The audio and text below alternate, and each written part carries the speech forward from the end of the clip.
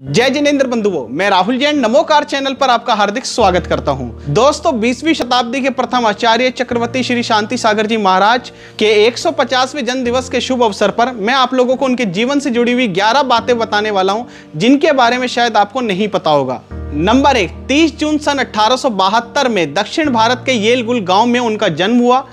Number 2, आचार्य श्री की माता का नाम सत्यवती और पिता का नाम भीम गौड़ा था और ये उनकी तीसरी संतान थी। नंबर 3, शांति सागर जी के बचपन का नाम सात गौड़ा था और उन्हें कभी भी अपनी उम्र के खेलों में रुचि नहीं रही।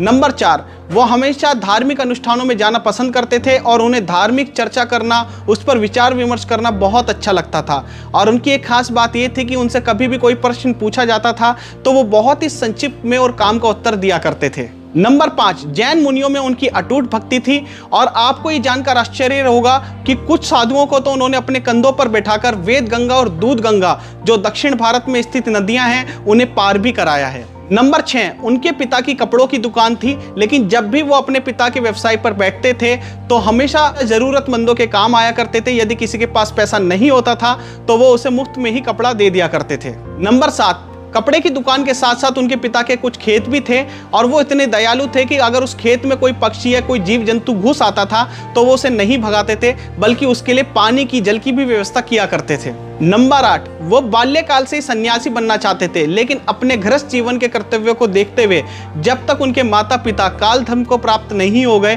तब तक उन्होंने दीक्षा ग्रहण नहीं की। नंबर 9, माता पिता का स्वर्गवास होते ही 41 वर्ष की आयु में उन्होंने दीक्षा ग्रहण की और सबसे पहले उन्हें क्षुल्लक पद प्राप्त हुआ देवप्पा स्वामी जी से। नंबर 10, उसके पश्चात उन्होंने सन 1920 में अपने गुरु देवेंद्र कीर्ति जी से मुनि पद ग्रहण किया और उसके 14 वर्ष पश्चात सन 1934 में गुरुवर के सानिध्य में गंजपता में पंच कल्याणक प्रतिष्ठा महोत्सव चल रहा था, जब सभी धार्मिक संघों ने मिलकर गुरुवर को चारित्र चक्रवर्ती पद से अलंकृत किया। और अंतिम पॉइंट पर बात करते हैं उनकी संलेखना की, तो यह समय था 24 अगस्त 1955 का, जब गुरुवर ने अपने परम शिष्य मुनिवीर सागर जी को अपना पद सौंपते हुए संलेखना ग्रहण कर ली और 18 सितंबर 1955 को प्रातः 6:50 पर अपना देह त्याग दिया। ये आपको जानकारी कैसी लगी कृपया कमेंट करके जरूर बताइए। आपको ये वीडियो पसंद आई है तो अधिक से अधिक जैन ग्रुप्स में इसे शेयर करें और आगे की ऐसी जानकारी देखने के लिए हमारे नमोकार जैन चैनल को सब्सक्राइब अवश्य करें।